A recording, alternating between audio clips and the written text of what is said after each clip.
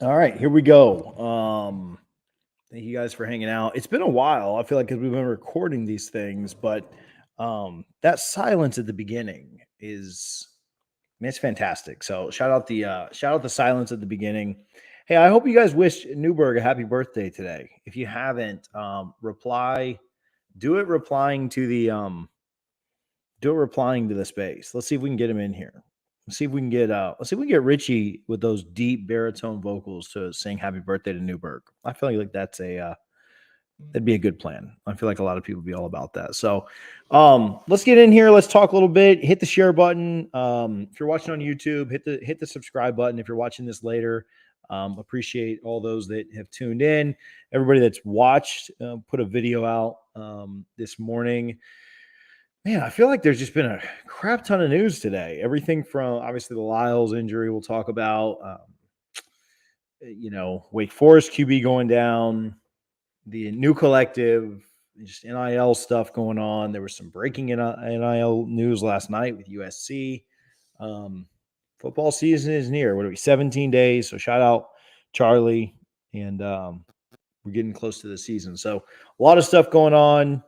Happy to chat with you guys about it. I gave my take. I don't know, how many people watch that. Actually, I guess I do know how many people watch that because YouTube's great about analytics. But I gave my take on kind of what I thought there, and I'll give a real quick Cliff Notes version. But I mostly want to hear from you guys. I mostly want to hear your takes and what your thoughts are there. I don't really want this to just be 15 minutes of me repeating myself from the earlier video. I will give the Cliff Notes because if you haven't caught the video yet, like that's totally fine. But again, I kind of would like to hear from you guys and talk about the collective with y'all. So if you have questions, you can hit my DMs. You can obviously hit the chat on YouTube, and we'll take any of that. So we'll start with the collective, the new one. We will move to then anything you guys want to talk about in fall camp. And we'll mention the Hartman injury, the Lyles injury. Obviously, both of those just are, I'm sorry. It sounds like Hartman's is not an injury, but Hartman being out, Lyles being out, brutal news there. And, really hats off to those guys. First of all, just wish them both a speedy recovery. I don't want to upset Bree here, but maybe not too speedy for Hartman. If he'd like to take his time until mid-October, that'd be fine with me. But no, in all seriousness, a guy that was looking to come back and work his way to a top draft pick, a guy that's been fantastic in his Wake Forest career. And you just wish him all the best. I mean, I honestly hope he can play all 12 games or 13 if he chooses to play in the bowl. So, and then the Lyles thing sucks. Like I've actually chatted with Caden a little bit, not since the news came out, but just a really, really good kid. Working hard, doing a lot of workouts in the summer and stuff, really pushing Smith and, working hard to earn a starting spot on the offensive line. And that news just is brutal, and you hate that for anybody. I saw that Florida's guy that was making all kind of noise in camp, they had a wide receiver go down, and they're waiting on news there. I mean, the Bucks had a guy go down. Camp injuries are the worst. Like if it happens during the season, it happens during the season. When Derwin got hurt early that year, that sucked against Louisville. That was game 3 or so. Yeah, camp is brutal. So prayers up for those guys. I know that not only physically, but mentally that, that just cannot be a good place to be in, even for some of the toughest or strongest guys. I mean, they're still, young. And I mean, I missed my entire senior season with a torn meniscus. I got to play in the last game of the year, senior night. I wasn't eligible to compete in the FHSAA playoffs. So it was cool to kind of get out there and play that last game. But yeah, that sucks, right? Especially when it's your last year and you were kind of putting all your eggs in that basket. So I can't imagine what that would be on a much bigger stage than my small private 1A high school was back in 2007, 2008. So, all right, let's get after it. Let's give a couple of shout outs and let's get rolling. Seymour, I see you requested. I'll get you on here in just a moment. Jermaine, I see you there on the YouTube. I appreciate it. again, guys, hit the share button and let's hang out. I'm more than happy to kind of get your takes and what we're doing today. First of all, I want to shout out Gramco, thegramco.com. You can visit their website and save 25% on your order. TJ25 will help you do that. Everything you need from vapes, pre-rolls, gummies, wake and bake coffee, the orange hard candy that I know Kraken's a big fan of. The only thing he likes that's orange. Go hit them up today. Appreciate their support. Hey, we might even talk a little recruiting on here, but I feel pretty good about some recruiting news that may come out pretty soon. Sounds like we might be giving away some more Gramco candy here in the next couple of days. So shout out to you, Gramco. Today is a great day to go and order some orange hard candy, which is perfect for tailgating. So go hit them up, thegramco.com, TJ25 at checkout. I was telling you guys the other day, I'm excited for these hard seltzers that are coming out. Actually, they're not hard seltzers. They're non-alcoholic seltzers, but they're going to be fantastic. If you're going to New Orleans, we'll have them at the tailgate. I'm just telling you, you guys are going to love them. I can't wait to get Larry on. If you guys know who that is from the Roll Up Network on those seltzers. So, all right, let's get after it. I'll get some quick thoughts on the new NIL. I said a lot of this last night, so I won't go as into depth, but if you have questions, I'm happy to chat about it. I will, first of all, preface everything that I say with I 100% support student athletes earning NIL and using any legal way possible to do that. I have no issues with any student using any platform that they want. To give an example, I don't know if you guys know this or not, but just in their terms of agreement, Cameo charges, I believe it's 30% for anybody that's using it. Obviously, you could negotiate something a little bit different, but if you signed up for a Cameo, they take 30% of that. Well, I don't necessarily love that. And so, I like that Rising Spear has a little bit of a different option for our student athletes to send personalized videos and stuff that isn't taking a massive percent of chunk away from them. But if our student athletes want to sign up for Cameo and are comfortable with that and they sign that contract, then I'm completely okay with that. And I have no issues with it. That said, I'm going to try and offer kind of an unbiased assessment of the two NIL platforms. There's not a ton of information out. What we do have information out on is the other collectives that are under the Yoke Gaming umbrella. There is the Baton Rouge NIL. There is a Norman NIL. There's a Minnesota-based NIL that is through the Yoke Gaming platform. Yoke Gaming was started by a couple of Notre Dame football players. They are two of the three co-founders. Started out as kind of an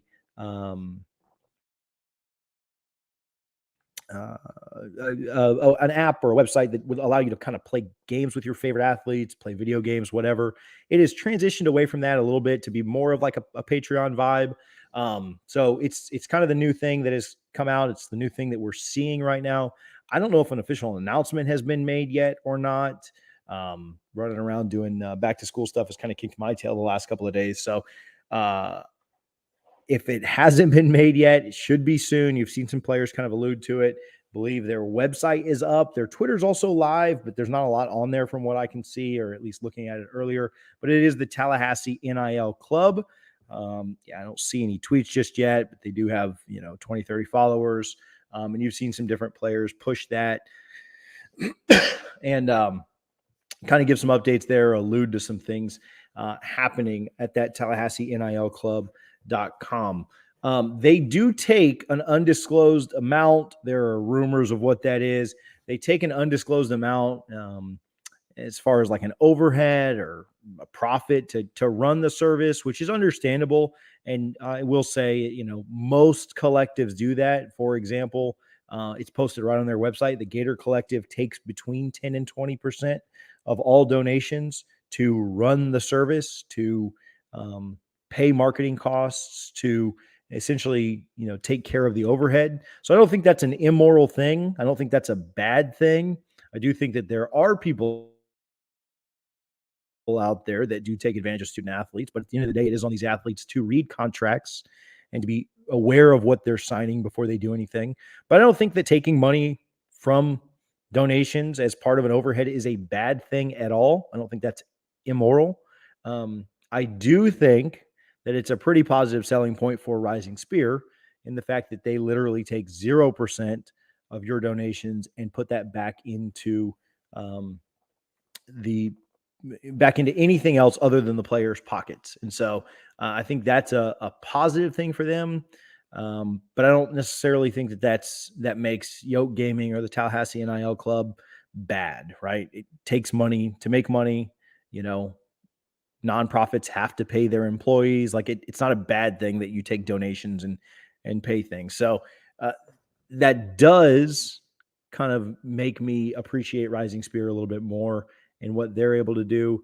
There's another concern that may come up, and that's just that the way that Yoke pays athletes is paying athletes equally. They pay athletes equally among actively participating athletes. There's a little bit of okay, what exactly is going on to be an actively participating athlete? That is a question that's been raised. I think that is kind of a concern that you have to figure out whether you find that a concern or not, right? Some people love the idea of just paying everybody the same thing. Hey, we have X number, we have 100, we have $85 in the pot, and so there's 85 scholarship athlete or football players, so everybody gets $1, right? Some people love that, some people don't. From a recruiting perspective, and I'll try and be somewhat careful with what I'm saying here, but from a recruiting perspective, I don't know that that's the best thing, if that's kind of why you're giving to NIL. So you can connect some dots and fill in the blanks there. But I don't think that's the best situation if that's what your main focus is. But if that is something you like, and that is kind of, you like the idea of everybody getting the same exact amount, then maybe that's a positive for the Tallahassee NIL Club for you.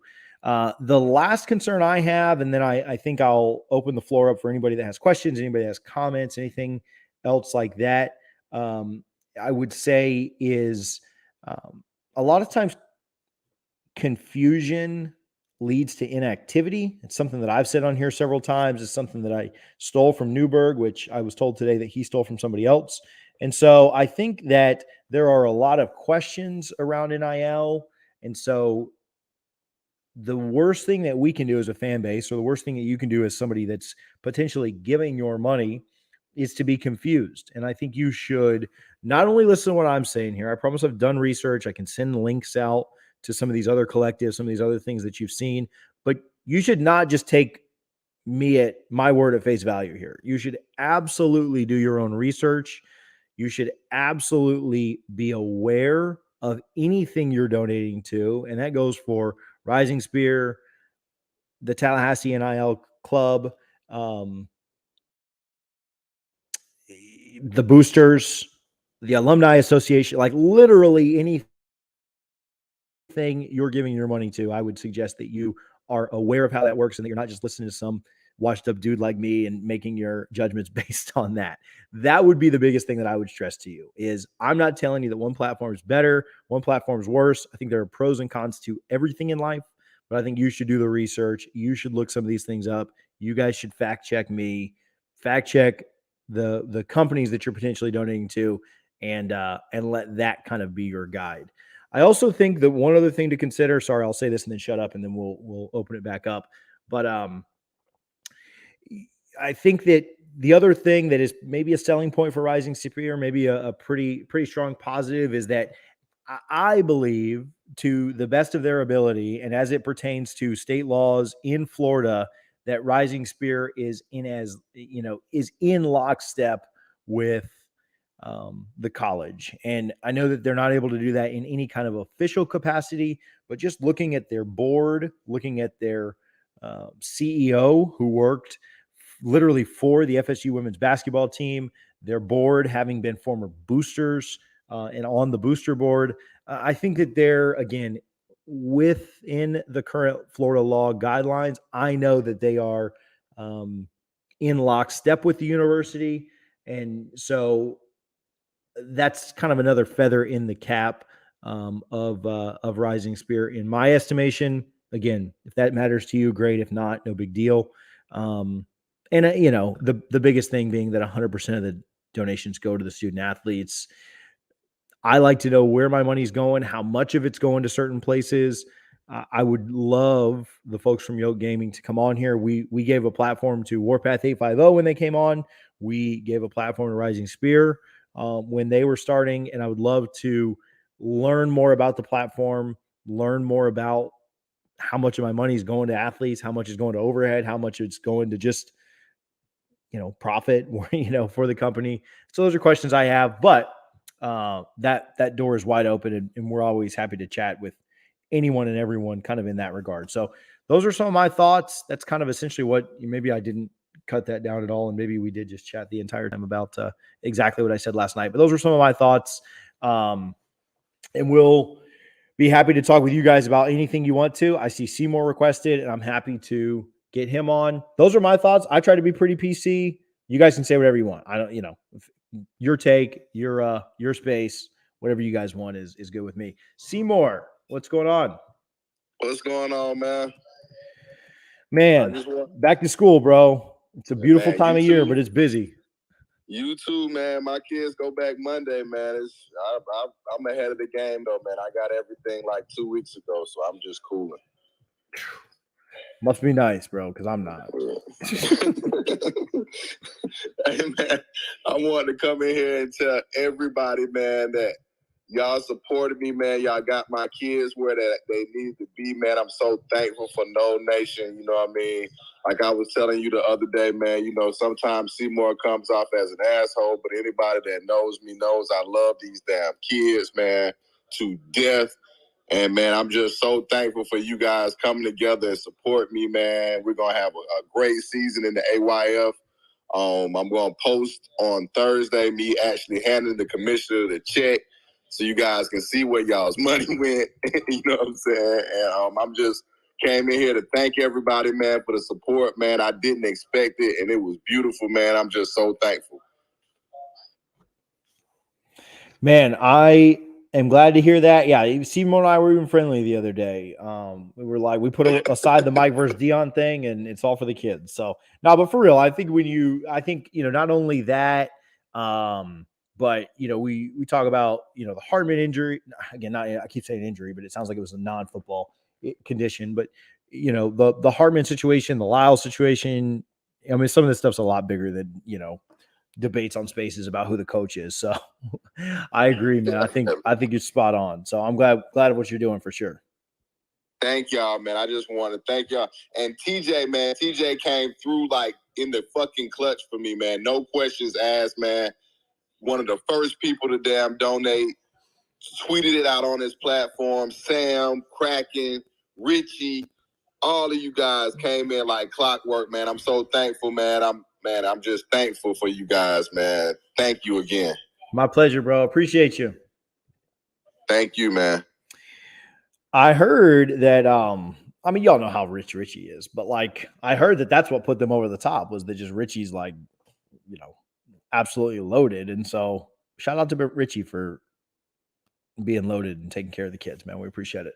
Newberg, happy birthday, man. Newberg's in Vegas. See, I tricked Newberg into this, I feel like, but he said he wasn't coming on Spaces on his birthday, and here he is sitting in here live from the floor at the Harrah's, right? So anyway, I want to get a Newberg. You're happy to jump in anytime, but Allison might kill him, so maybe he won't. But I also want to give, you guys have questions. You guys, I got an update or two that was just kind of sent to me. So we'll talk about those in a minute. I want to give a quick shout out to Garnet and Gold. Look at that. Let's give a shout out to Garnet and Gold, and then it's the birthday boy's turn. So garnetandgold.com. I saw the Columbia stuff is in. The Nike stuff is in. Listen, season's in 17 days. I don't want to rush you guys because their shipping is so fast that if you wait like 15 days, you'll probably still get it in time. if you guys got to slow down on the shipping because I can't create any urgency with how fast you guys' shipping is. But I heard that Kraken got his order in like 3 days. He lives in another state. So again, I can't guarantee how fast your order is going to get to you, but you should go to garnetandgold.com, use code SPACES15. You get 15% off. Listen, Nike polos are not cheap. So if you buy a Nike polo and add something else small to that, you're going to get free shipping. Go get a Nike polo, go get a Columbia shirt, whatever you're into. I really like. I posted a little bit earlier today. Maybe I'll throw that up, and that'll be what I throw up in the top of the space. But I posted earlier the GIF of the FSU LSU shirt. I love working with, supporting Garnet and Gold. They are fantastic people. I love that they're family owned and operated. I love that they're the last remaining store, family owned and locally owned store that sells FSU gear.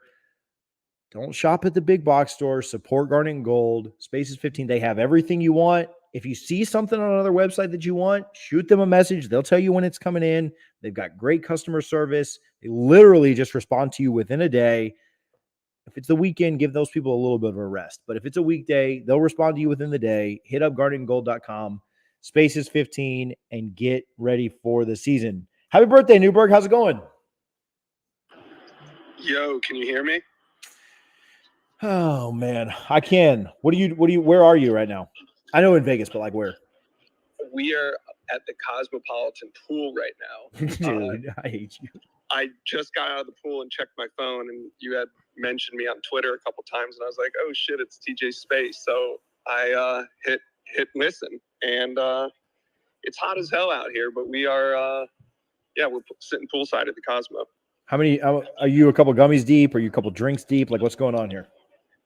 We're kind of in recovery mode. We went over and had breakfast and some coffees, and we're going to turn it up today. We got a reservation at Carbone tonight over at the Aria, and it's our last night. We've been here since Monday, so we need a little rest and relaxation today.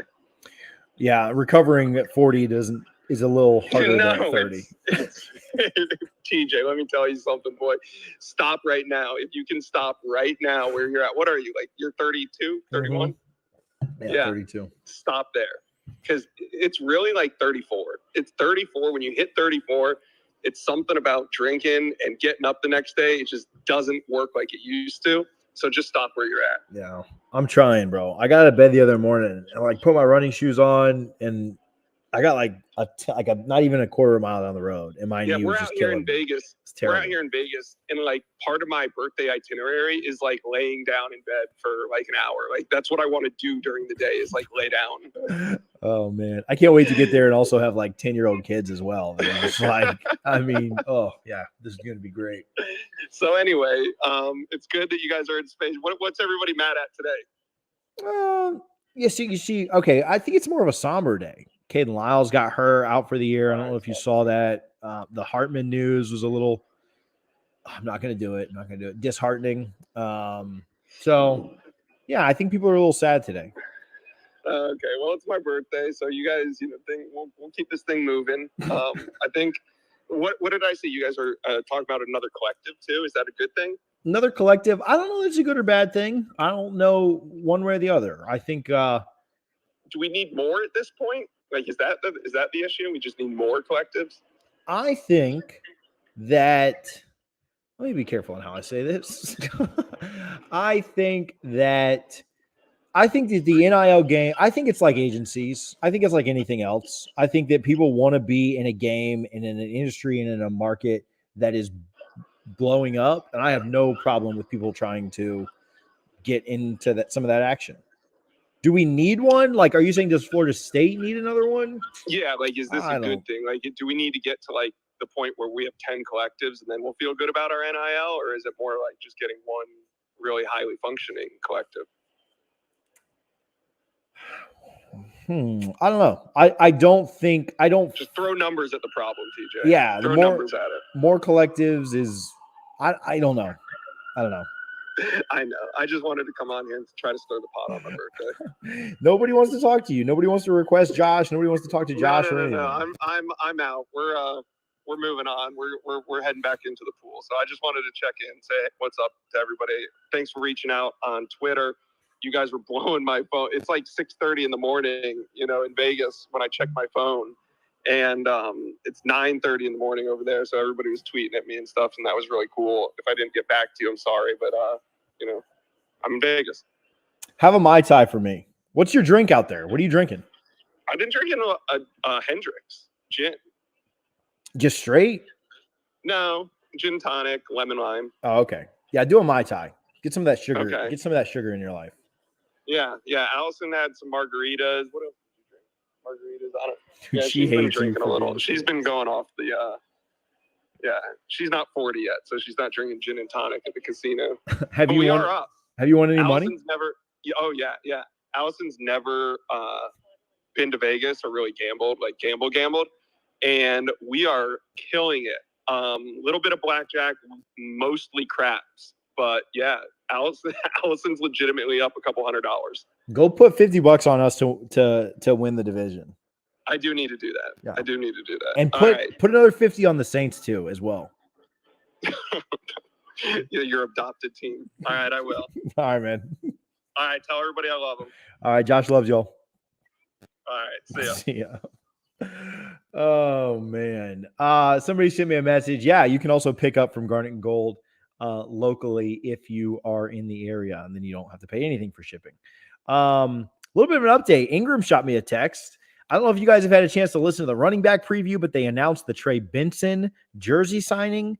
It's an NIL thing. It's literally the best part is that every dollar on the check that he writes lands in Trey Benson's pocket. So they announced their, speaking of NIL, seemed like a good time to do this. They announced their Trey Benson jersey signing. I believe that was, correct me if I'm wrong, somebody that listens to more than I can. I believe what it was is that he was telling the fans like, oh, if he runs for 1,000 yards, you'll have to get a jersey. And so he's like, I'll just do it now. I'll just get a jersey. We'll do a jersey signing and we'll pay Benson. So that's pretty cool. Over under Benson's rushing yards this year is going to be wild. I think I'm drinking the Kool-Aid of him going up over 1,000. So, which is kind of crazy. Ben Meyerson of Tom Hog Nation didn't like that prediction when we were on the panel the other night. He really thinks it's going to be tough because of the three-headed monster, but we'll see. All right, let's drop this in the space. Speaking on Garnet and Gold, we're going to do a giveaway. Next person that we're up in the ante as well. It sounds like it's not just, we're up in the ante. It's, Josh is in Vegas. There's my pun for the day. First person to order at Garnet and Gold using code Spaces15. I'm just trying to delay this a little bit, see if somebody goes and orders before I even say what the giveaway is. But first person to order at garnetandgold.com using code Spaces15 gets a $25 gift card. So have at it. Good luck. You guys can keep the space going. You can go to garnetandgold.com and you can order right now. Doesn't matter what you order. Listen, don't buy like a $2 thing on sale. I'm going to reject your order if that's the case. Go use the code Spaces15 at garnetandgold.com. Get a $25 gift card. First person to sign up for Rising Spear as a monthly donor. Again, don't care what the amount is. Make it 10 or more at least.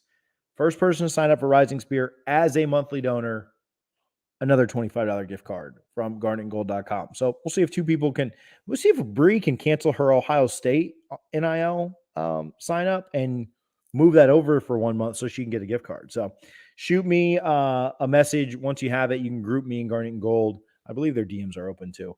So you can shoot that over and we will get you hooked up. That's good for the YouTube. That's good for people on Spaces.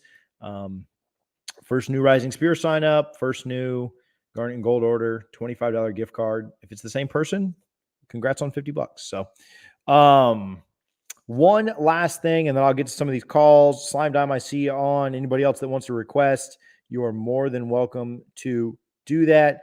I am throwing up a tweet in the top of the space. If you missed any part of this, you can go click on the link in the tweet. It's also my pinned tweet where I talked about the NILs in a little bit more detail this morning. Hey, we're also on that channel, on that YouTube channel. We've seen a lot of growth over the last few days, which has been really, really neat. The goal is 1,000 by season, and we're 30 away. So there's 200 people in here, right? 196. Oh, man, we're dwindling here. It's because Josh left. Like 3 of you were like, screw it.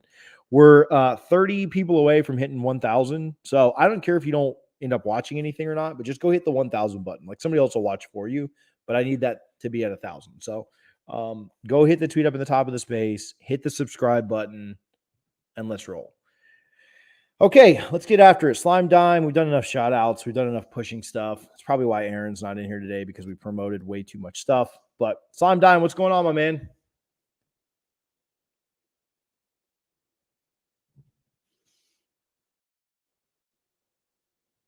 Daquan 12. You guys see him? He's been on hold for a minute, so sometimes it kicks people off. Slime Dime. I don't see him. So request back if you want to. Oh, Joshua. Here we go. Joshua's always ready to go. Shout out James Rand. Also shares a birthday with Joshua. Good stuff there. Shout out Pops for the DM that I am not allowed to read out loud on the space. Joshua, what's going on, my man? Oh, just feeling the presence of Berg while he's in my town. I'm glad you said presence. Oh, man. That's about it. Yeah, no, good, all good stuff, man. It's really good stuff with NIL too. I mean, the more they can help these kids, and obviously it'll help us only in the future. I'm all for it, obviously. So that's good stuff. My question to you is, I think we've all mentally, physically, all the above move on from Demore Tate. But for someone who came in with such promise, we're kind of curious where you think it all went wrong. I don't know. That's a tough one. I think, there's probably a lot of factors in play. I think that the 2020 year was a tough year.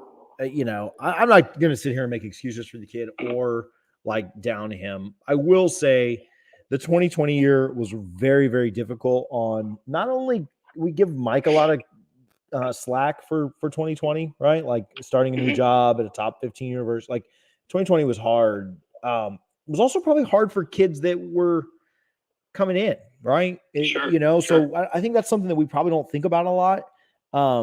It wasn't a regular spring for him. It wasn't a regular fall camp for him. It wasn't a regular season for him in 2020. And so not to say that, oh man, it all went wrong because of 2020, but I think that's something that's often overlooked and something that probably impacted more kids than we realize or would like to think. And so if we're going to give, Mike a little bit of a pass for, how weird 2020 was, I think we have to look at some of these kids too, who are not grown men, who are not grown adults, and say that, things can be pretty tough there as well. Florida, DB is a extremely tough position to play. Not that other positions aren't tough to play, but there's also like the competition and you've seen other people be able to kind of rise to the challenge and accept it. And so I don't know. I don't have a great answer for that, like where it all went wrong. Somebody that's maybe a little bit more connected, like Brendan or something like that, might be able to kind of give you a better take there, a better answer there. But I do know that 2020 year was a tough one to come in. You had guys committing that, or you had guys, kind of working out and just not being able to kind of put all the pieces together. And so maybe a more normal off season would have benefited him. So I don't know. That's maybe my only real thought that I can come up with, because I just don't know him personally and know enough to. No, it's good, man. I think it's easy for us, and I think we're trained to do it because there's so much people coming in and out to kind of treat these kids like commodities. It's kind of hard to remember sometimes that they are teenagers and young men, and so you don't know. I guess I kind of hoped that he would have a King Dent role that came with a lot of promise, had struggles, moved positions, and then kind of just figure it out and really starting to shine. Like I think we're all thinking Akeem's going to really do this year, and he had a really good year last year as well. So it's just one of those things where when we look back on some of the signings we had, and I know there's a couple classes we look at, there was just almost everybody was gone within a couple of years, but I think there was just so much promise, so it's a shame. But it's just life, I did have one more question for you, CJ. You mentioned about Benson at 1,000 yards with the three-headed monster. It's something Mike was very successful at over in Memphis. And then I think also, as we've seen by the draft, and I think actually Seymour mentioned this several weeks ago, the guys don't need to have 1,500-yard seasons to go in the draft. If they come out and be able to catch the ball in the backfield and they're splitting carries, they're still going to get seen and get drafted. But that brings to the point where Toafili, with the three-headed monster I know nobody's number 3 on that, but how do you kind of see them being used or see him being used? Excuse me. Yeah, so I think I do think that Benson's going to be your number 1. And I think what they'll do a lot is just kind of go with who's hot, right? Like that. Sure. I think that that's kind of what makes the most sense. Why I kind of like Benson to be able to do some crazy things. And I was trying to look for a little bit better splits on the stats. But like, if I remember correctly, like last year Corbin had roughly, I think it was 3. It might have just been 2, but Corbin had like 2 to 3 rushes that were just like long, broken off, huge runs. I know he had one in the Notre Dame game that was 75 yards. I think he had another one that was 80 yards. And then I thought there was one more that came through like that. And so, did he have one against Carolina? I think, yeah, maybe? yeah. Okay. I've tried to look at the game logs, doesn't have it on Sports Reference, and I didn't know this question was coming, so I would have done a little bit better research. But yeah, so I think that's kind of, I don't know that Benson's going to get enough touches to do it outside of maybe breaking a few like that. And I think that with his speed, there's a very good chance of that. And so that's kind of why I like to think that you could maybe see him break a couple of them. Yeah, he had 2 75-yard touchdowns.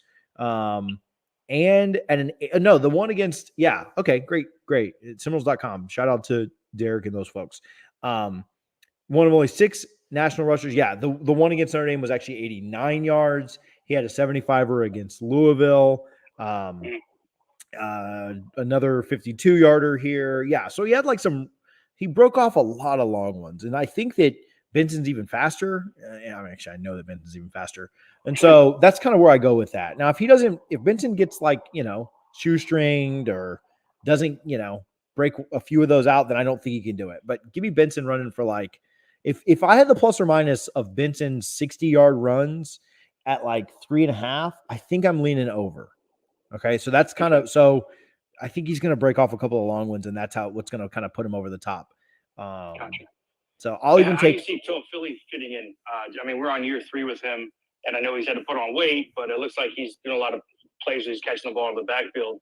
Out of those 3, like, how do you kind of see him fitting in with the big 3, or I guess you'd say the rotating 3? Yeah, so I would have probably, Zach's in here, he's out at practice, and you could ask guys that are out at practice, if sure, how things are kind of shaping up there. Well, actually, they're not really allowed to talk about the depth chart or not. But when going into the fall, like, I think I had Ward as getting like the second most carries. Like, I liked Benson to get the first, and I like Ward to get the second most. But I do really, really like Philly out of the backfield catching the ball.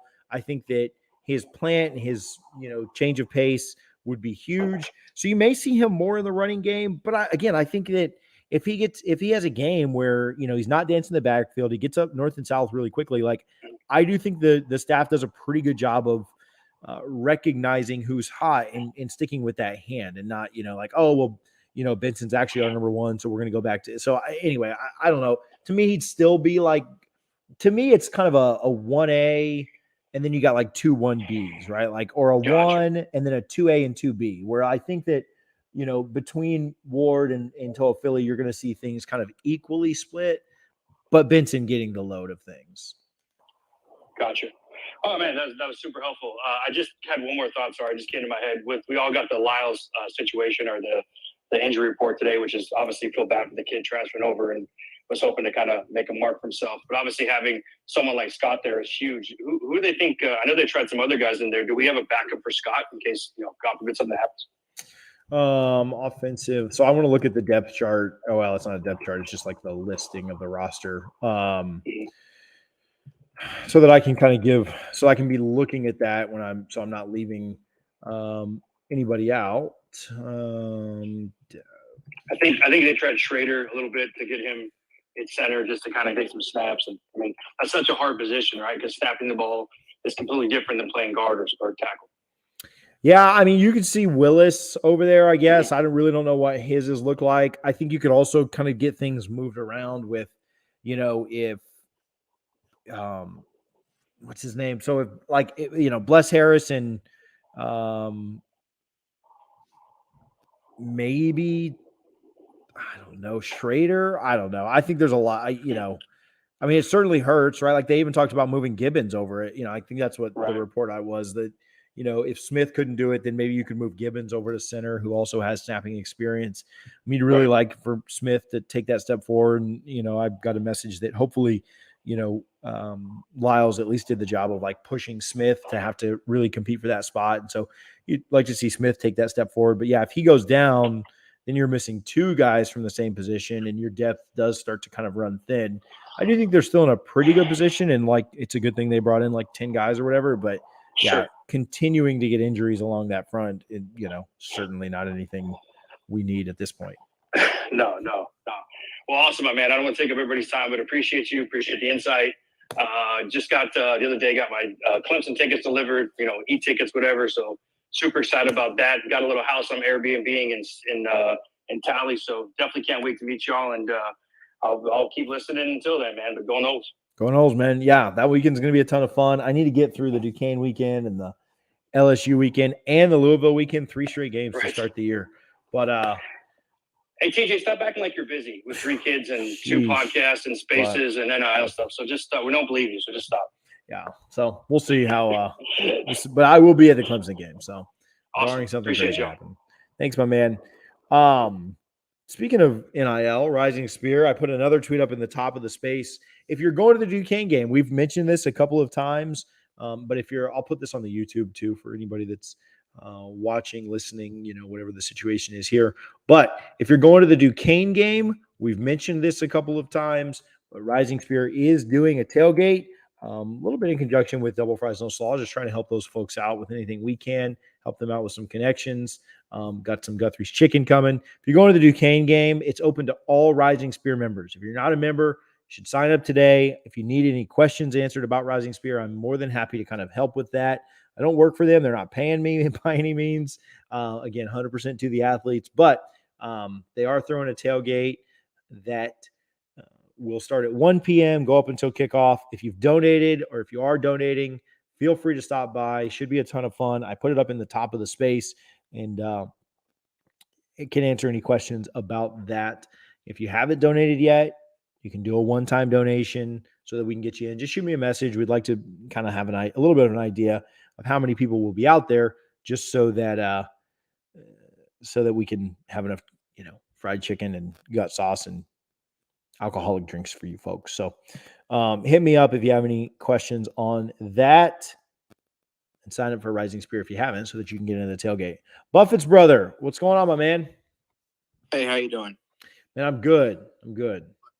I had a quick question for you, and it's obviously open-ended, however you want to answer it.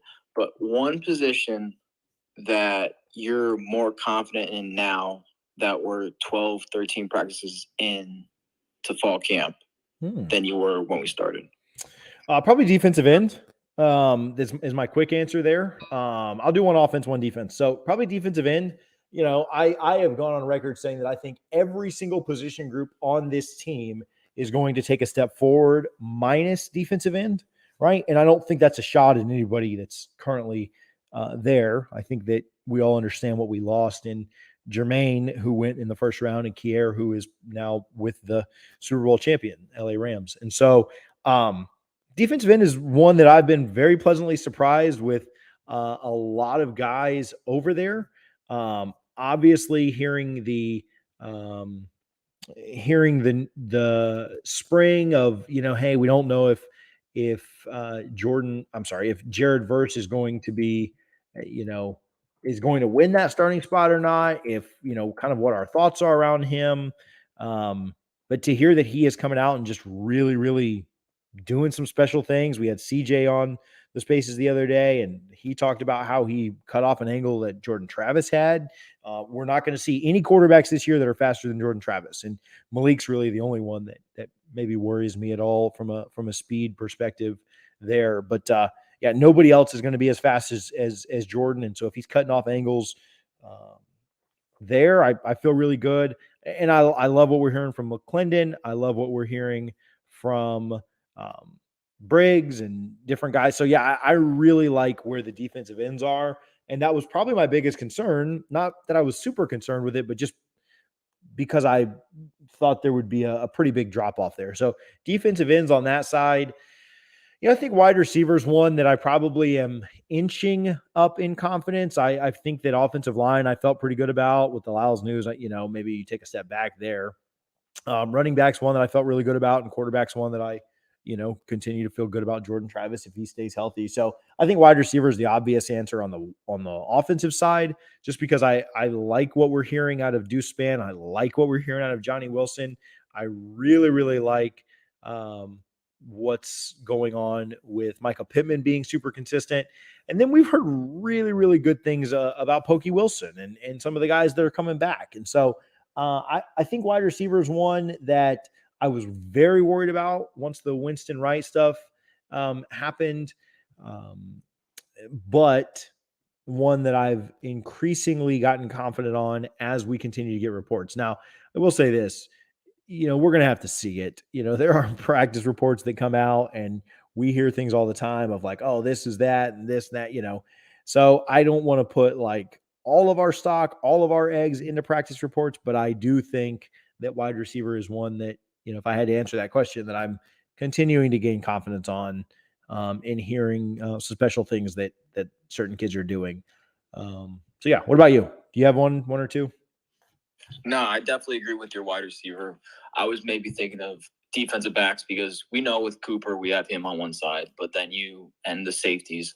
But I think it's interesting how Jerry Jones is kind of like returned to his form and is improving a lot more than because he's healthy. So I thought that was definitely a great development just in that you can kind of put him on the other side if you want. You can put him in the slot. So I think that's also very helpful, I guess. Yeah, for sure. I think the DBs are definitely doing good stuff there. I think the emergence of the young guys making as big of an impact as they are this early is also something that is a pleasant surprise. Not that I thought that, Thomas and McCall and some of those guys weren't great players, but I think that that's pretty exciting too. And you're going to see those guys get a lot of burn probably fairly early in the year. Not predicting either one of them start, but I could see, Thomas starting by like Wake Forest-ish time frame, early October. So we'll see the strides that he made over the first few weeks of the year. But that's a great question for sure. Also, one other thing that I'm really, really impressed with and really, really love, I know this isn't necessarily what you asked or what you were going for with your question, but I'm really excited about how much some of these true freshman offensive linemen are playing in like the scrimmages and stuff. And, they're making true freshman mistakes and stuff as well. But just the fact that they're holding their own 50% of the time, half the time, whatever is encouraging. I think that, I don't think Julian Armella, who came by our tailgate, and I'm a big fan of, but came by our tailgate for the spring game. I don't think he could hold up in a game, right? Like, I don't think he could do that for an entire, he's just not there yet. Just the fact that he can get in and make some plays early, I am really, really excited about what is in store and what's kind of ahead for our offensive line the next few years with the young guys we brought in, the development that's happened, the guys that we are hopefully going to sign this year that are currently committed. I really like where that position has gone over the last few years. So again, I know that, wasn't necessarily what you asked, but I wanted to kind of brag on the offensive line a bit. So Buffett's brother, you coming to any games? I know you're kind of on a burner, so I don't, if I'm even allowed to ask that, but where do you live? You go to any games? Were you close or not really? Yeah, I'll be at the New Orleans game. Heck yeah, my man. You come to the tailgate? Can we learn who you are at the tailgate, or like you just tell me like kind of on the side? We'll see, but yeah, I'll be at the tailgate. All right, my man. So I just got to go through like those 100 people that have ordered tickets already, and you're going to be one of those. Just like throwing darts at a wall. If I ordered it, yeah, but I'll be there. My man, I appreciate you for coming on and hanging out for a minute. It's a good question. See you. See you, bud. We are doing a tailgate, not only for the Duquesne game, but also for the LSU game. If you need any info on that, you can hit my DMs. It's on the rollupnetwork.com, doing the tailgate through them.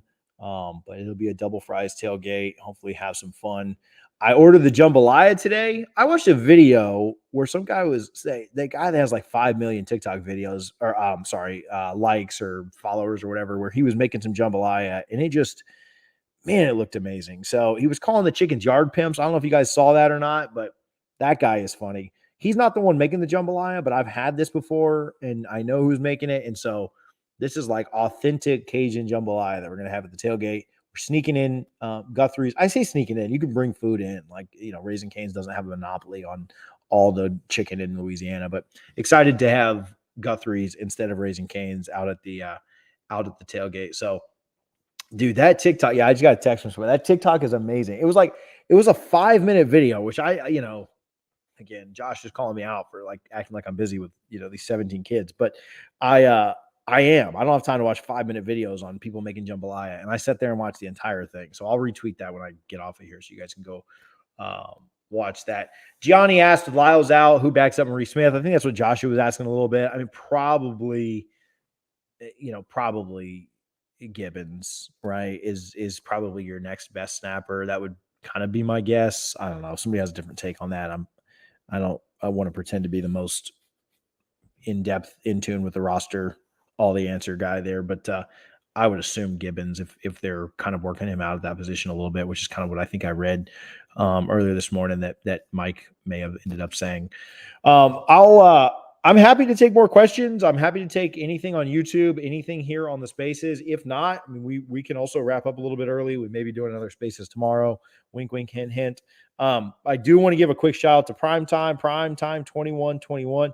I don't see him here on the Spaces, but it's Tony Perez with DSP Insurance. You can reach out to him today. You can shoot me a DM. You can shoot him a DM. He can work nationwide, not only on employer insurance, but he can also work on just regular old car insurance, homeowners insurance, whatever you're in the need for. You got a boat, you got a trailer, whatever you're needing, he can get you hooked up. See if he can save you some money. We support Knowles on this space, on this YouTube channel, wherever you're watching this, wherever you're listening to this. We support folks that support FSU. Tony is a Rising Spear member. I believe he's also a booster. I don't want to speak for him, but Tony, if you're not a booster, let's step that up a little bit. Primetime 2121, Tony Perez with DSP Insurance Services. See if he can save you some money on car insurance, on your home insurance. If he can't, then just stay with who you've got. But at least give him a shot. See if he can do a write-up for you. See if he can save you some money. Maybe find you a little bit better insurance. He works with all the major carriers. Again, it's Tony Perez, DSP Insurances. On Twitter here, it's Primetime 2121. If you want to see if we can save you some money on car insurance, home insurance, whatever you're working with, shoot me a DM and I'll hook you up with Tony and we'll get you taken care of. All right, got a couple of people requested here. We'll get you guys and then we'll work on trying to get out of here. But we'll see. We might also just hang out all day. So Brandon Feinstein, how's it going? Good. I actually just purchased my tickets, I think last week for the tailgate in New Orleans. So I'm hella excited about that. Joe, that jambalaya. Have you had jambalaya? You had good jambalaya? I have before, but I have never been to New Orleans. My dad's going to be there as well, and he has. And so I'm excited for all that Cajun type of food. So I'm excited to pig out on food, drink a lot of alcohol, and see us beat LSU week 2. I'll tell you this, and then I'll get to your question. Don't forget your question because I'm going to interrupt. But so I went with some Alabama fans when Alabama played LSU in Baton Rouge in 2016. It was a top 10 matchup. It was the loudest stadium I've ever been in. In fact, Jalen Hurts threw an interception in his own end zone that on the first drive of the game. And I was in the end zone that he, in the stands behind the end zone that he threw that in. And when that place erupted, I've never heard anything like it. I've been in Doak for top 5 matchups. I've been in the Swamp. I've been to Clemson games and stuff. Like, this was insane. And so, but back that up a little bit. The people in New Orleans, like, they will give you crap, but they will also feed. Like, if you walk up, like, if you ever go to a game in Baton Rouge, let me let you guys in on a little secret. Go to the game. It doesn't matter if you're wearing the opposing team's clothes. Doesn't matter if you're wearing neutral clothes. Like, I was wearing an Alabama shirt. I went with Alabama folks. If you walk up to their tailgates, they are so proud of their food. It's not even funny. All you have to do is lean in. They're going to give you a hard time for the shirt you're wearing if you're an opponent. But if you lean in and literally just say, man, that smells good. What you got there? They will make you they'll make you a play every time. I walked around so fat after that game that it was ridiculous. I had jambalaya. I had fresh wings. They had a pig that they smoked. And then they put like link sausage past the nose to make it look like a little elephant. Those people will take care of you. They will feed you. We walked up, we drank so much. Like, we had one tailgate give us like an entire bottle of Four Roses. And they were like, here, we got an extra one. You guys just take this and walk around with it. Like, they are like, it's the best tailgates. No offense to the tailgate scene in Tallahassee. I love the intramural fields. I love what we're going to do for all of our games. Guthrie's does it right. But there is nothing better than the scene in LSU. I think it's good I was talking with Richie about this the other day. I think it's good for the team that it's in New Orleans. I think it's bad for the fans. I wish that we were going to New Orleans to do this because Baton Rouge, because it'd be a ton of fun. All right. I know that Brandon, you didn't come here to hear me talk about that, but what's going on, man? Yeah, speaking of alcohol, I'm actually the place I work and bartend at. We make our own whiskey. It's pecan infused whiskey. I'm gonna bring you a bottle for the tailgate. So Heck yeah, enjoy that. That sounds dangerous. But yeah, so dude, we have like a wait list of like 20 pages for people to buy it. It's like $45 a bottle. Everyone's obsessed with it. Heck yeah. It is a little on the sweeter side. It's a specialty type, so you really only have it on the rocks. I wouldn't recommend mixing, but really question-wise, I don't really have a general question in terms of FSU. So I think everything's kind of repetitive these days on these spaces and podcasts and all that kind of stuff. But the only thing I had was, do you expecting any players to be around tailgates, not necessarily yours, but all around? I know Jameis is in New Orleans. He's I don't think first week of football is the 11th for NFL in September. So you expecting any former players there? So I think we will have a couple former players stop by the tailgate. I don't know if it's going to be the level of Jameis.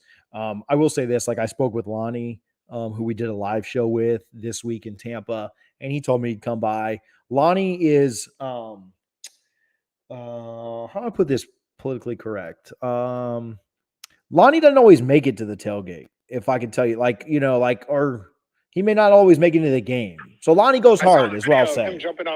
Didn't he jump off a table one time? That video went viral on Twitter. Yeah. Okay. Yeah. Well, that's Lonnie. So, Lonnie says he's going to come to the tailgate, and I think he has every intention to be there, but sometimes that happens, sometimes it doesn't. So, but yeah, Lonnie told me to come by. Had a couple other people that have. I hate saying names though, because I hate to be like, oh, this guy said he would be there, and then so. Anyway, so in 2017, DeMarcus Walker came by the tailgate in Atlanta for the Alabama game. But he came by with like 5 minutes to go on the tailgate, because those guys are busy and they're doing stuff. So I told everybody he was coming, and he did. He held true to his word. D-Walk's my boy, but I hate to name people because then I feel bad whenever whenever people don't show up. I don't necessarily know that Jameis Winston is coming to the tailgate or not. I know he'll be around. I can also tell you that I know people that have reached out to him to talk with him about doing stuff that weekend and making appearances and being around potentially. I don't know if anything has come of that yet, but I know that certain people at FSU are lobbying for that, seeing what they can kind of do. If anything, it would probably end up being at a booster tailgate. I don't know that we can get Jameis to come out to ours or not, but I have heard some rumblings that he, may or may not be around that weekend. And so we'll see. Fingers crossed. I'll talk with the Gramco folks and see if we can book him at ours though. That's awesome. Yeah. Well, I appreciate you. My final prediction for this season is I think we're going to go 8-5, 7-5 regular season bowl game win. But if we split LSU and Louisville, I think there's a real good chance that we could go 8-4, barring no injuries. And that's my final prediction. I think we beat LSU, but I think we lose to Louisville. That's my prediction right now. So we shall see. But anyways, go Noles. I'll see you in New Orleans. I can't wait, man. Thank you so much for coming on and hanging out. I like the prediction. I like it a lot. I think 8-4 is well within this team's capabilities. I think that what it comes down to is exactly what you just said. I expect the team to beat Duquesne, obviously. I really think the team beats Boston College. So in a best case scenario, right? So you have the two games in between that. You have Ingram. You have LSU and Louisville. I think both of those games will be extremely tough, but I think Florida State can win either of them or both of them. And if you can just find a way to split them, right? I don't want to accept a loss early, but Florida State's going to be an underdog in both of those games. I would assume maybe not an underdog if you go out and beat LSU by 30 or something. But based on what we would all kind of assume happens this year, I think Florida State will be an underdog in both of those games.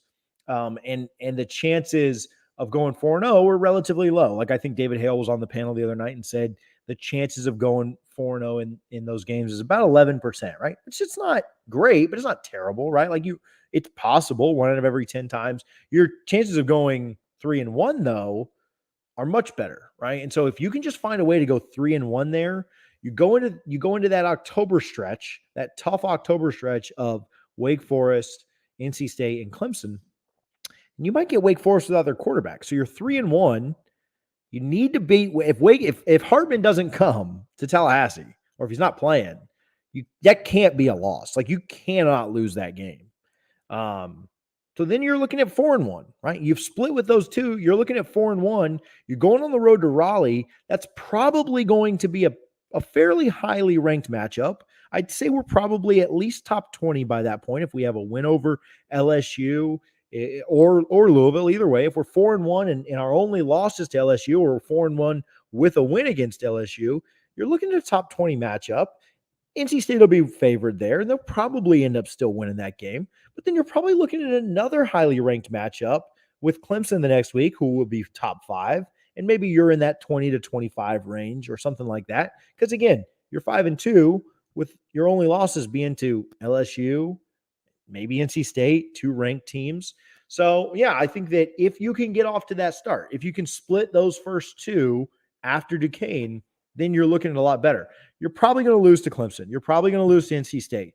But then the back half of the schedule gets really, really easy and really, really manageable. You can't lose to Syracuse. You can't lose to Georgia Tech. You can't lose to Louisiana.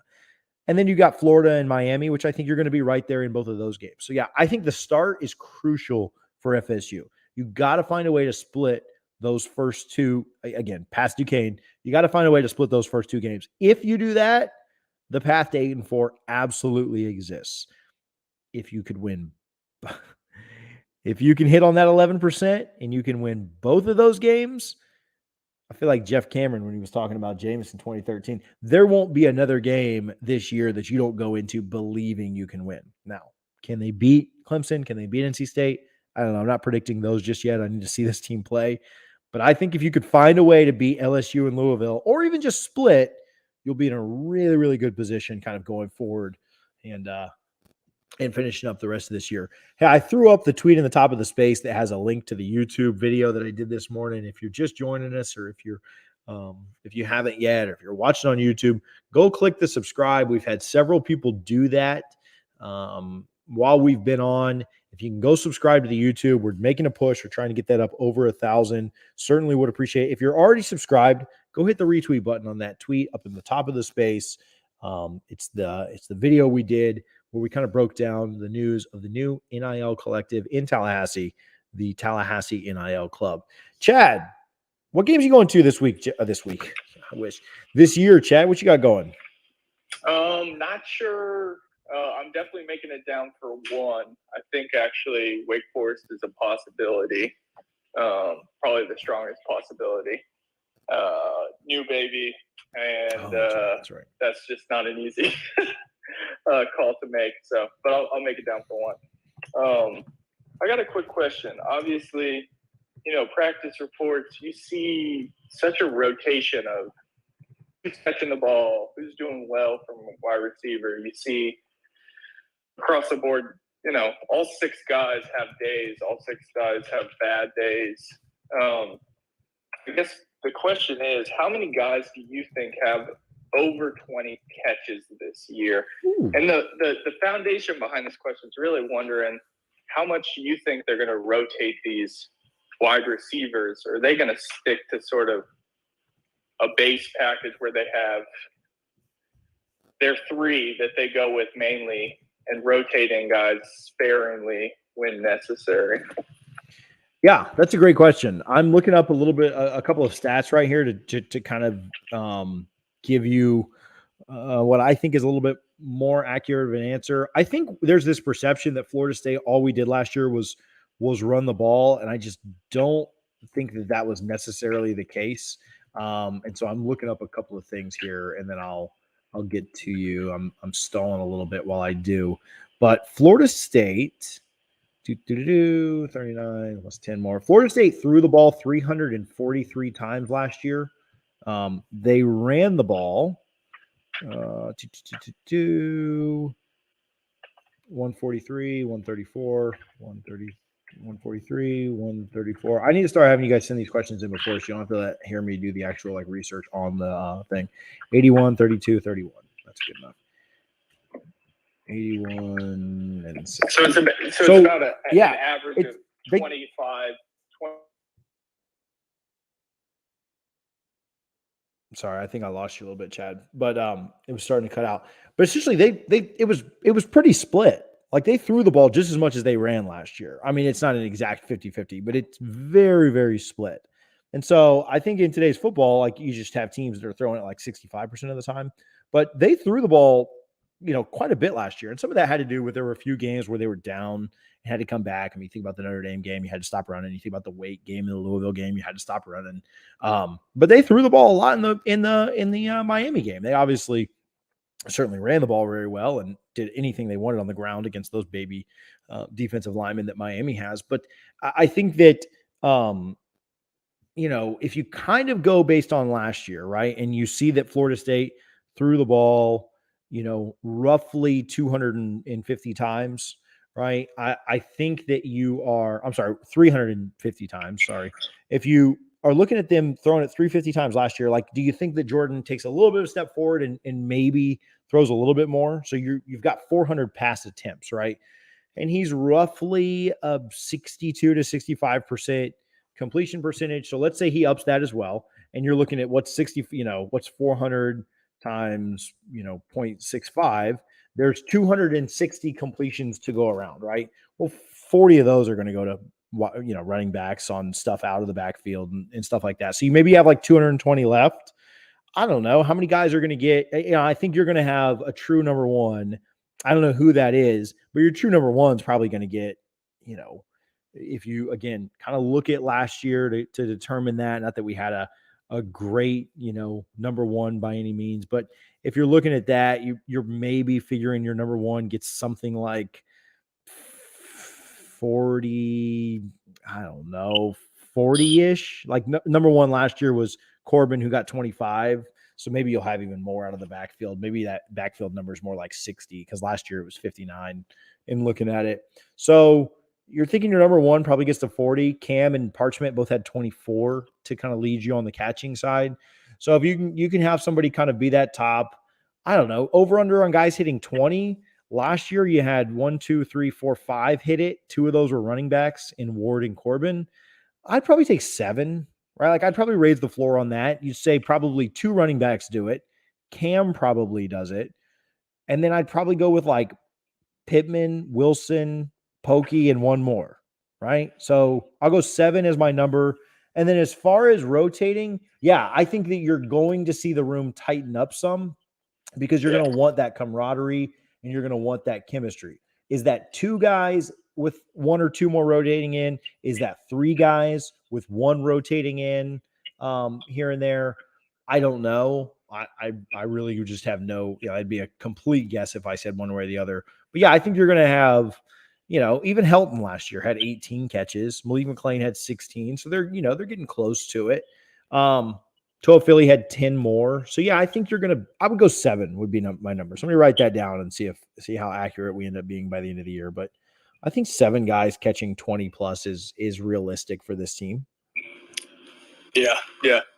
I think it is. I think that's one of the things I'm really interested about is seeing the breakout of receptions, whether they do go with 3 main guys and rotate 1 in, whether you see sort of that production from catching out of the backfield up or down from versus last year. I think a lot of that, obviously the passing game is what a ton of people are focused on to move the needle on this team from decent to possibly pretty good. So we'll see, but appreciate the time and enjoy New Orleans. Man, I'm excited for it. I'm excited to get out there. But yeah, I mean, I think that, kind of how all that lines up, where that lines up is definitely going to be pretty telling what the philosophy is. I think it'll tell us a lot about, what the staff thinks as far as Jordan Travis's progression. So, let's see here. I don't know. Somebody did send me a screenshot of a sign up, or I'm sorry, an order placed at garnetandgold.com. I don't know if anybody signed up for Rising Spear or not, but there is literally a $25 donation, $25 gift card to the next person that signs up as a monthly donor to risingspear.com. If you did that, or if you've done that, shoot me a message. Let's get you your $25 Garnet and Gold gift card. out to you ASAP. We'll go for 5 more minutes, and if nobody's done it by then, the first person to do a $20 one-timer can have your Garnet and Gold gift card. So we'll go for 5 more minutes. If nobody else, we'll open that up to be wide open. Next person to send $20 or more to Rising Spear gets a $25 gift card. I'd really prefer it to be a monthly thing, though. Not here for the broke boy stuff where you guys do a one-time and get out. We'd really like for you to keep donating month after month. So I don't know if we have any questions. I don't know if anybody else has any other takes. I'm always down to do more shout outs. I'm also always just down to talk some crap. So I don't know what you guys have going. Are your kids back in school? Are you sick of back to school pictures on the timeline yet? I end up liking every one of them because I make these jokes here on Twitter and stuff, and people are like, "Hey man, you think my kids are ugly?" And I'm like, "Well, no, I just hate that the entire timeline is kids at this point." Like, but I mean, I do it too. I'll contribute to it. Tomorrow I'll put my kid's picture on the timeline. You guys can cuss me out for that. That's that's not a big deal. The Jacksonville practices. You guys like the Jacksonville practices? Do you not care? I feel like how could you not like them, right? Like the kids are getting to travel a little bit. Other than the fact that, oh man, I don't mean to offend anybody, but is Aaron in here? No, he's not. We're good. Other than the fact that Jacksonville is kind of like big and boring, which is a direct quote from Rashad Green on the Big Three roll-up a few years ago. I think that I'm glad that they get to go to another city and enjoy being kind of away, a little bit different routine, get them ready for some road trip stuff later this year. Obviously, you're going to go on the road several times, starting out with week 1 against LSU. So, yeah, I think it's good stuff. Again, I wish it was to a better city. I wish they come to Tampa. How do we talk with Coach Norvell about this? Come to Tampa, play in a stadium that actually like sees fans every once in a while, does pretty well, Yeah, Tampa next year instead of Jacksonville. I think it's only like another hour and a half. So a little bit better road trip, Cuban food. I think there's a lot of pros to come to Tampa next year. That's something we need to work on. Other thoughts, other questions, other comments. Marlon with a comment. Yeah, if Hardman's out, you have to win 8 games if Jordan Travis remains healthy at QB throughout the season. So I had Florida State at 7 wins with Wake Forest already being one of those. Like I already had Florida State beating Wake Forest even with Hartman. So again, to get to 8, it really comes down to me, what you do in those first 2 games. Here's an interesting one. With Hartman out, I think you've got I love like schedule projections. I love schedule thoughts. I love, predicting stuff. Is Bree in Jacksonville as well? Oh, look at that. Go Jags in her bio. Yeah, sorry about that. You got if Hartman's out, right? And again, first things first, I hope he gets the, whatever he's needing for the condition. Obviously, they were intentionally vague with things, but that's most important. If Hartman's out, though, you got to win that game. And so that moves it to 6 games that Florida State absolutely has to win. Like none of these losses would be acceptable to me. That's Duquesne, Boston College, Wake Forest, Georgia Tech, Syracuse, and Louisiana. You've got to win those 6. There's no excuse for a loss anywhere in those 6 that we just mentioned. Then I think you're talking about 3 2-game pairings throughout the rest of the season, right? First one being LSU and Louisville. Find a way to split there. The next one being Clemson and NC State. I don't think you're going to find a way to split there. I think you're going to drop both of those. But if you did find a way to split those, if you did find a way to upset one of those 2 teams, what does that do? And then you've got your games at the end of the year between your rivals, Miami and Florida. I think Florida's the more likely win. Florida State currently is a favorite in that game against Florida. Long way to go. We'll see if they're a favorite when we play that game on Black Friday. You're probably a slight underdog to Miami right now. And so if you can split the first 2, if you can split the last 2, and you win those 6 games that you absolutely have to win, unacceptable losses if you lose any of those 6, there's your path to 8-4. Now, if you can't split against LSU and Louisville, you're 7-5. If you can't split against your rivals, which we did last year, you did split, you're 7-5, right? I think that's how the season is very much broken up against to me. You can't continue to lose to bottom-dwelling, never done anything, irrelevant ACC programs. Georgia Tech, Syracuse, Wake Forest without their potential Heisman quarterback, and Boston College. Those have to be wins. If those are wins, you're in great shape. You're going to beat Duquesne. You're going to beat Louisiana at the end of the year. So there's your six wins. Can you split with your rivals? Can you split games 2 and 3 against LSU and Louisville? If so, you're 8-4. You're going to a bowl game. You may find a way to get to 9 wins. I think that's how the season's broken up. I think that's your path to 8. Again, you start out the season 1-2 because you can't get over Louisville. You can't get over LSU. It's going to make it tougher. You could still do it. You could still get to 8-4 by beating both of your rivals, which I think Florida State has the capability of doing this year. I know that we're really, really high in the media and everywhere else on Mario Cristobal's recruiting. I think that Miami's heading in a good direction from a talent perspective. I don't think that they're going to be anything special on the field this year. I think they'll have a good record because of how bad their schedule is, but I don't have any reason to think that Florida State can't beat them. David Hale of ESPN was on the panel on Sunday, and he predicted Florida State to beat Miami this year. I don't know if that happens or not. I'd probably be, if I was thinking we were going to split with our rivals, I would probably lean toward us beating Florida this year, but I think that could go either way. I don't, I could see any of the scenarios. I think what's most likely is that you beat Florida and you lose to Miami. I think what's the next most likely is that you beat both of them. I think what's the third most likely thing would be to beat Miami and lose to Florida. And then I think what's the least likely is to lose to both of them. I'm high enough on us and low enough on Florida that I think it would be a weird situation if you beat a team that had less talent if you beat a team that had more talent in Miami than a team that I believe has less talent in Florida. So that'd kind of be how I think that shakes out. So I don't know if you guys have anything else. I don't have any other requests. I don't have any other DMs. Breeze over here upsetting Aaron in my mentions. Again, Rashad Green's the one that said that. I'll find the quote. He said that I asked him if he liked Jacksonville, or it might have been Josh that asked him, but did he like Jacksonville or Tallahassee better? He said Tallahassee because Jacksonville is big and boring. I'll find the direct quote. You guys can take it up with the most accomplished wide receiver in Florida State history. P-Dub's the best, but I'll give Rashad most accomplished. I think we're coming back here tomorrow. I think we're going to fire this thing back up and do this again. So I don't know exactly what time yet. First day of school tomorrow. A couple of things going on this side too.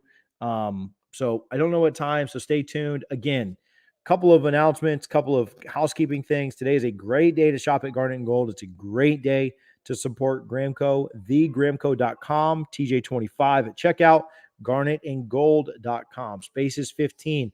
I don't know if anybody signed up for Rising Spear yet. I still don't have any screenshots. So the next person to do a $20 donation to Rising Spear gets a $25 gift card.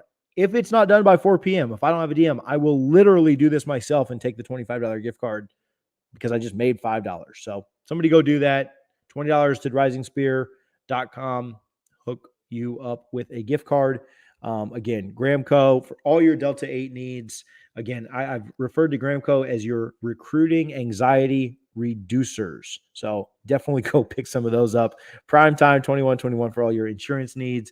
If you're going to the Duquesne game, hit us up. I got a few texts and a couple of DMs about that. I will get to those this afternoon. Make sure I get you on the list just so we can have a pretty accurate head count. If you guys need anything at all, hit me up. Go subscribe to the YouTube. Again, let's hit that up to 1,000. If we hit that to 1,000, we'll do something special. I don't know what, but we'll do a giveaway or something. We'll figure it out. Thank you guys again for hanging out. We'll talk to you guys soon. Go Noles. If you watched, if you listened, if you're still here on the YouTube, do me a favor. There's not many people. This is a lower one. Do it in the middle of the day. YouTube slaps at night. Swipe down on the chat. Hit the subscribe button. Let's get the number up there. Appreciate you guys. Appreciate your comments. Appreciate you logging in. Appreciate you hanging out. Hit the subscribe button for me. We'll be back tomorrow. I think Florida State picks up a commit. We'll see, though. Fingers crossed. Thank you guys again. Love you. Bye-bye.